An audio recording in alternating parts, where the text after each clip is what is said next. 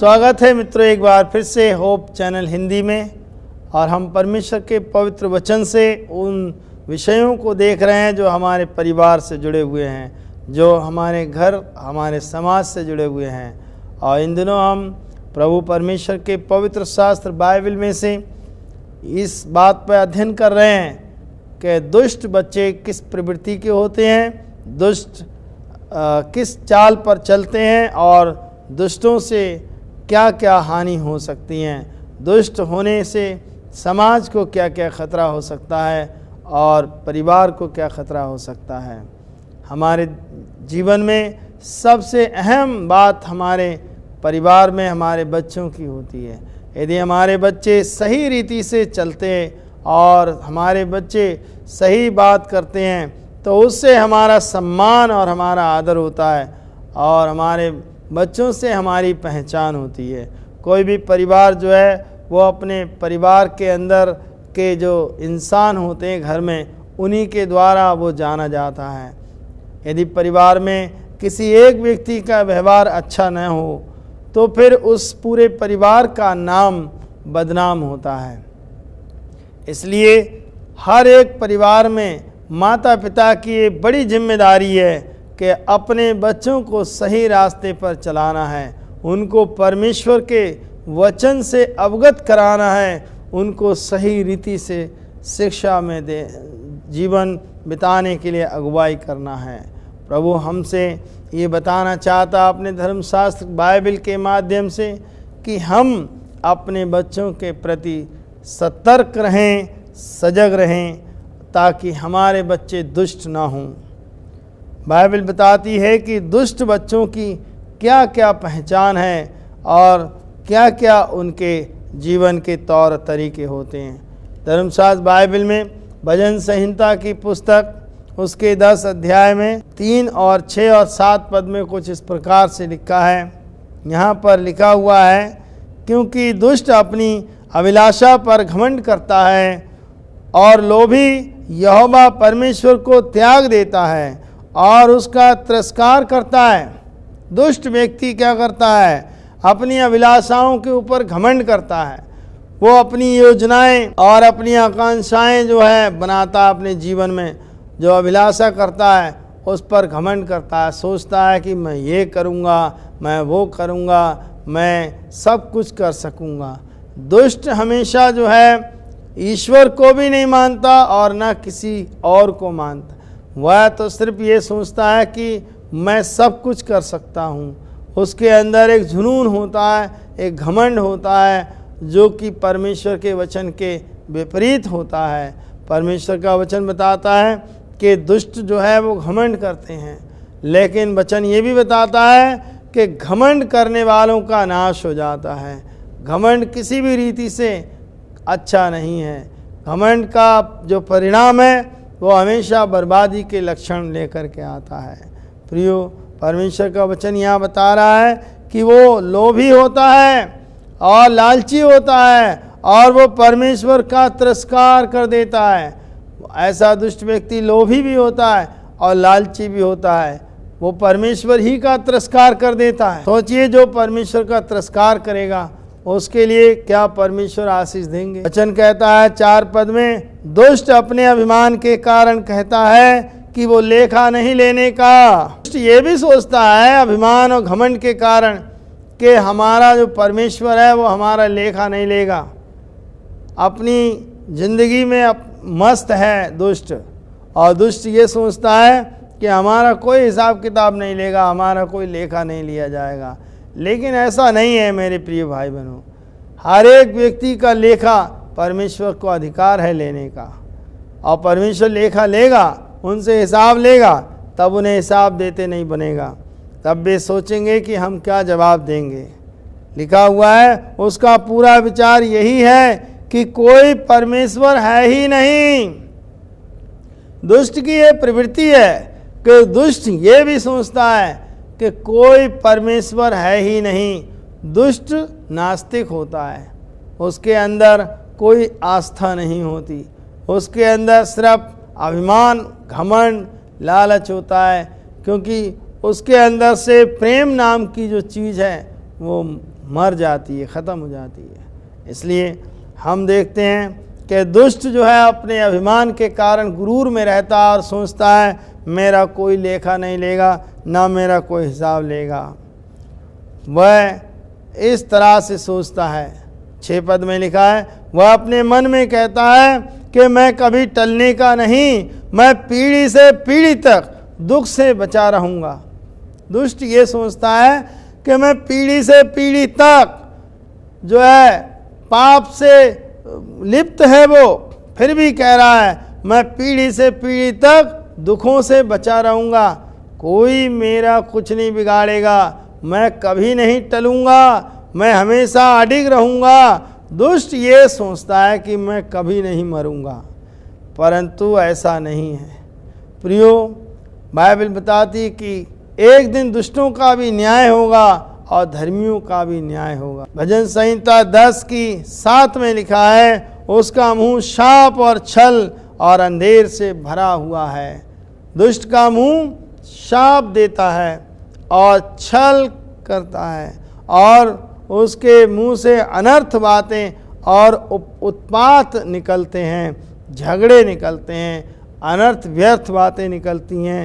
वो हर तरह से जो है लोगों के लिए कलेश बना हुआ है, लोगों के लिए दुख का सबब बना है, लोगों के लिए मुसीबत का सबब बना रहता है। ऐसे दुष्ट लोगों से हमें परमेश्वर बचाए। हम प्रतिदिन ये भी प्रार्थना करते हैं कि हे परमेश्वर, ऐसे दुष्ट लोगों से हमें बचाना, क्योंकि यदि हम दुष्ट का सामना करें तो दुष्ट जो है वो हमसे ज़्यादा अपने आप को समझता है और उसके अंदर तो प्रेम है ही नहीं, इसलिए वो दुष्टता से कुछ भी कदम उठा सकता है। ऐसे दुष्टों से हमें बचना भी चाहिए कि हम उनसे दूर रहें, ताकि हम झगड़े और रगड़े में ना पड़ें, क्योंकि दुष्ट जो है वो इंसान को इंसान नहीं समझता है। बाइबल ये भी बताती है कि दुष्ट मनुष्य सोचता है कि मैं सुरक्षित हूँ और मुझ पर पीढ़ी से पीढ़ी तक कोई मुसीबत नहीं आएगी। ऐसा वही सोच सकता है जो ईश्वर को ईश्वर नहीं मानता है, और जो व्यक्ति परमेश्वर को और परमेश्वर के भय को मानता है वो ऐसा नहीं करता है। दुष्ट का मुंह श्राप और छल से भरा रहता है, उसके अंदर उसकी जीभ में शरारत होती है और उसके होठों से जो है वही बातें निकलती हैं जो उसके मन में होती हैं। वो इंसान को इंसान नहीं समझता, हैवान बन जाता है। अत्याचार, उपद्रव, ये सब उसके मन में भरे रहते हैं। ऐसे लोगों से परमेश्वर हमें बचाए और हमारे बच्चे दुष्ट ना हों, ये हमें प्रार्थना करनी चाहिए। दुष्टों के मुंह में हर प्रकार से उनके मुंह से झूठ ही निकलता है। दुष्ट के मुंह से कभी सच्ची बात नहीं निकलती, वो तो हमेशा झूठ ही बोलता रहता, वो हमेशा झूठी बातों पर विश्वास करता, और बाइबल कहती है उनके मुंह से झूठ ही निकलता रहता है, अनर्थ कल्पना करते हैं। नीति वचन में 6 अध्याय में लिखा हुआ है कि दुष्ट जो है हर प्रकार से दुष्टता करता रहता है। 6 बातें हैं जिनसे यहोवा बैर करता है, वरन 7 हैं जिनसे उसे घृणा है। उसमें है बुराई करने के लिए दौड़ने वाले पैर, निर्दोष का लहू बहाने वाले हाथ, और घमंड से चढ़ी हुई आँखें, और अनर्थ कल्पना करने वाला मन, और भाइयों में झगड़ा फैलाने वाला मनुष्य।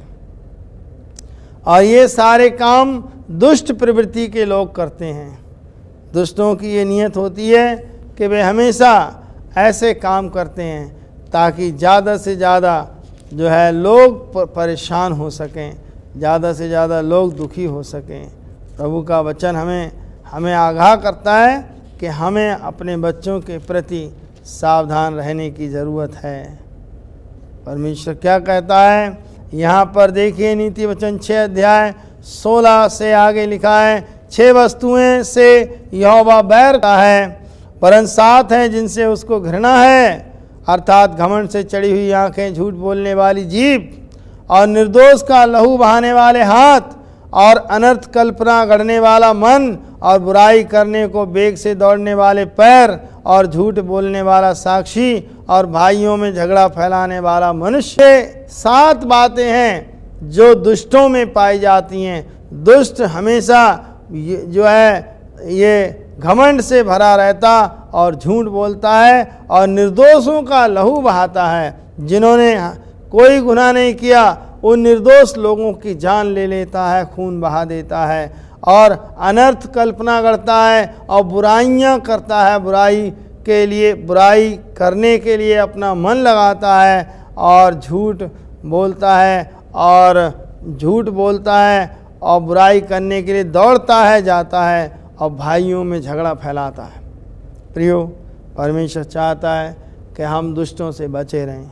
बाइबल बताती है कि दुष्ट मनुष्य लालची होता है, वो परमेश्वर को त्याग देता है, वो घात लगाता है कि गरीबों को पकड़ ले। दुष्ट व्यक्ति घात में बैठता है कि गरीबों को पकड़ ले। अब गरीबों के साथ अत्याचार करे, और आज समाज में बहुत से ऐसे लोग हैं जो गरीबों के साथ अत्याचार करते हैं, उनकी ज़मीनें कब्जा कर लेते हैं, उनके खेत कब्जा कर लेते हैं, और बहुत से ऐसे हैं बेचारे जिनकी नौकरियां भी कब्जा कर ली गई हैं, और ऐसे गरीब लोग बेचारे पिस रहे हैं। बहुत से गरीब लोग संसार में भूखे भी मर रहे हैं, कारण उनके साथ दुष्टों ने उनके साथ छल किया है, उनके साथ धोखा किया है, उनकी ज़मीन, उनकी जायदाद, उनकी सर्विस, नौकरी और उनके मकान कब्जा कर लिए हैं। ये सब दुष्टों की प्रवृत्ति है। ये किसी सभ्य मनुष्य की, किसी भले मनुष्य की प्रवृत्ति नहीं है। ये ऐसी प्रवृत्ति दुष्टों की होती है कि वे हिंसक होते हैं और वे हिंसा फैलाते हैं, और वे शेर की तरह ताक में बैठे रहते हैं कि किसको फाड़ खाएं। उनके अंदर हिंसा भरी होती है, वो अंदर से ही क्रूर होते हैं और हिंसक होते हैं। उनके मन में हमेशा ये बात भरी रहती है कि किस रीति से हम जो है हिंसा को जन्म दें। प्रियो, परमेश्वर चाहता है कि हम दुष्टों से बचे रहें, दुष्ट प्रवृत्ति के लोगों से हम दूर रहें। प्रभु का वचन यहाँ बताता है कि दुष्ट अपने माँ बाप को लूट कर कहता है कि मैंने कोई पाप नहीं किया है। दुष्ट व्यक्ति अस्थिर होता है और अप्रत्याशित होता है, भयावह होता है और विनाशकारी होता है। दुष्ट मनुष्य जो है विनाशकारी होता है, भयावह होता है। वो हमेशा भयभीत करता है, जहाँ पहुँच जाए वहाँ लोग डर के मारे भयभीत हो जाते हैं, क्योंकि दुष्ट से हर एक सीधा मनुष्य बचना चाहता है, डरना चाहता है, उससे दूर रहना चाहता है। प्रियो, परमेश्वर की इच्छा ये है कि हम अपने जीवन में किसी को भयभीत ना करें, किसी को डराएं नहीं, किसी के साथ हम अत्याचार ना करें, क्योंकि हमें परमेश्वर को जवाब देना होगा। पवित्र शास्त्र बाइबल ये बताती है वो कभी संतोष नहीं करता। दुष्ट के अंदर ऐसे गुण होते हैं, वह कभी संतुष्ट नहीं होता, उसको कभी उसकी लालसा पूरी नहीं होती है, वो और बढ़ती चली जाती हैं। हर क्षेत्र में वो संतोष नहीं करता है, वो कभी खुश नहीं रहता है। दुष्ट व्यक्ति कभी खुश नहीं रहता, और दुष्ट व्यक्ति के दिल कभी साफ नहीं होते। उनके दिल में हमेशा नफरत, ईर्ष्या, द्वेष, मतवालापन, लीला क्रीड़ा और बुरे बुरे काम उनके मन में समाये रहते हैं, क्योंकि उन्होंने दुष्टता की अपनी जो छवि है उसके लिए ही शुरू से उन्होंने काम किया है। दुष्ट व्यक्ति कभी दिल का साफ नहीं होता है, उसके मन में गलत बातें होती हैं। यहाँ ये भी लिखा है कि वह गलत कार्य करता है। दुष्ट हमेशा गलत कार्य करता है और दुष्ट अधर्मी होता है। दुष्ट कभी धर्मी नहीं होता, उसके मन में अधर्म भरा रहता है और वो अधर्म पर ही चलता है। हम देखते हैं शमूएल एक ऐसा नबी था। इसके बारे में लिखा है कि शमूएल के बूढ़े होने के बाद शमूएल के जो बालक थे उन्होंने क्या किया, उन्होंने भी दुष्टता की और यहाँ पहला शमूएल 8 अध्याय और उसके 1 पद से आगे इस प्रकार से लिखा हुआ। पहला शमूएल 8 अध्याय 1 से 3 वचन में, जब शमूएल बूढ़ा हुआ तब उसने अपने पुत्रों को इस्राएलियों पर न्यायी ठहराया। उसके जेठे पुत्र का नाम योएल और दूसरे का नाम अबिय्याह था। ये बेरशेबा में न्याय करते थे, परंतु उसके पुत्र उसकी राह पर ना चले, अर्थात लालच में आकर घूस लेते और न्याय बिगाड़ते थे। यहाँ पर शमूएल के पुत्र जो थे वो न्याय बिगाड़ने का काम करते थे और वे घूस लेते थे, रिश्वत लेते थे, क्योंकि उनको न्यायी ठहराया गया था इस्राएलियों पर वो न्याय को बिगाड़ने लगे। तब सब इस्राएली इकट्ठे होकर शमूएल के पास आए और उन्होंने उसके पुत्रों की शिकायत की। तब उसे दुख हुआ, उसकी आत्मा को दुख पहुंचा और वो कहने लगा कि अब मैं क्या करूं। प्रियो, लोगों के द्वारा जब उसके पुत्रों की शिकायत उसके पास पहुंची तो शमूएल को कैसा लगा होगा। एक बहुत ही दुख की बात है कि उसने अपने बच्चों की जो है परवरिश की, लेकिन अंत में उन बच्चों के द्वारा उसको शिकायतें मिली कि तुम्हारे बच्चे परमेश्वर का आदर नहीं करते, तुम्हारे बच्चे परमेश्वर का भय नहीं मानते, तुम्हारे बच्चे परमेश्वर के न्याय को बिगाड़ते हैं। तो जब ऐसी बातें परमेश्वर के दास नबी को बताई जाती हैं तो वो दुखी होता है और उसकी आत्मा को ठेस पहुंचती है। इसीलिए सुलेमान कहता है कि मूर्ख पुत्र के कारण पिता उदास होता है और उसकी जननी को शोक होता है और वो दुखी होते हैं। प्रियो, यदि माता पिता दुखी हुए, औलाद की वजह से यदि माता पिता को क्लेश हुआ, तो फिर वो बच्चे किस काम के। इसके लिए माता पिता जिम्मेदार हैं कि अपने बच्चों को सही शिक्षा दें, सही रास्ता दें, परमेश्वर के वचन का ज्ञान दिखाएं। जैसा कि पहला तीमुथियुस 3 अध्याय के 15 वचन में लिखा है कि बचपन ही से पवित्र शास्त्र तेरा जाना हुआ है, जो तुझे यीशु मसीह में विश्वास करने के द्वारा उद्धार प्राप्त करने के लिए बुद्धिमान बना सकता है। प्रियो, पवित्र शास्त्र का ज्ञान होना हमारे बच्चों के लिए बचपन में ही इसकी आवश्यकता है कि बचपन में ही हमारे बच्चों को धर्मशास्त्र का ज्ञान होना चाहिए ताकि नाश होने से बच जाएं। यदि उन्हें धर्मशास्त्र का ज्ञान होगा तो वे दुष्टता की प्रवृत्ति पर नहीं चलेंगे और ना वे दुष्टों की सी चाल चलेंगे और ना वे दुष्टों की संगति में बैठेंगे। भजन संहिता का लिखने वाला कहता है कि क्या ही धन्य है वो मनुष्य जो दुष्टों की युक्ति पर नहीं चलता और न ठट्ठा करने वालों के मार्ग में बैठ खड़ा होता है। क्या ही धन्य है वो मनुष्य जो दुष्टों की युक्ति पर नहीं चलता है। प्रियो, दुष्टों की युक्ति क्या होती है? दुष्टों की युक्ति होती है हमेशा दुष्टता को फैलाना। पर यहाँ पर भजन संहिता का लिखने वाला कहता है क्या ही धन्य है वो मनुष्य, धन्य है वो पुरुष जो दुष्टों की युक्ति पर नहीं चलता और ना पापियों के मार्ग में खड़ा होता है और ना ठट्ठा करने वालों की मंडली में बैठता है। दुष्ट मनुष्य जो है वो ठट्ठा करने वालों की मंडली में बैठता है। यहाँ लिखा है वो धन्य है जो दुष्टों की युक्ति में नहीं चलता। लेकिन अगर जो दुष्टों की युक्ति में चलता है वो धन्य नहीं हो सकता है। इस वचन का दूसरा मतलब यही है कि जो दुष्टों की युक्ति पर चलता है वो धन्य नहीं है, पर जो दुष्टों की युक्ति पर चलता है वो धन्य नहीं है, वो अधर्मी है। जो दुष्टों की युक्ति, वह तो परमेश्वर की मंडली के साथ में ठट्ठा करता है और परमेश्वर की मंडली का ठट्टा करने वाला व्यक्ति परमेश्वर को पसंद नहीं है। बाइबल ये भी बताती है कि दुष्ट अपनी लालसाओं में ही मर जाता है। दुष्ट की जीवन भर लालसा खत्म नहीं होती है और वो लालसा में ही मर जाता है। अंत में वो विनाश के गर्त में चला जाता है। दुष्टता मनुष्य के लिए सबसे बड़ी विनाशकारी घटना है, सबसे बड़ी विस्फोटक है, विनाशकारी विस्फोटक।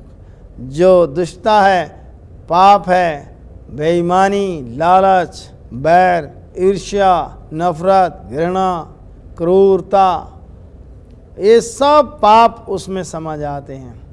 और पाप की मेन वजह है शैतान की जो युक्तियां हैं उन पे कार्यरत हो रही हैं। शैतान हमेशा लोगों को गलत रास्ते पे ले जाना चाहता है। शैतान हमेशा लोगों को बर्बाद करना चाहता है।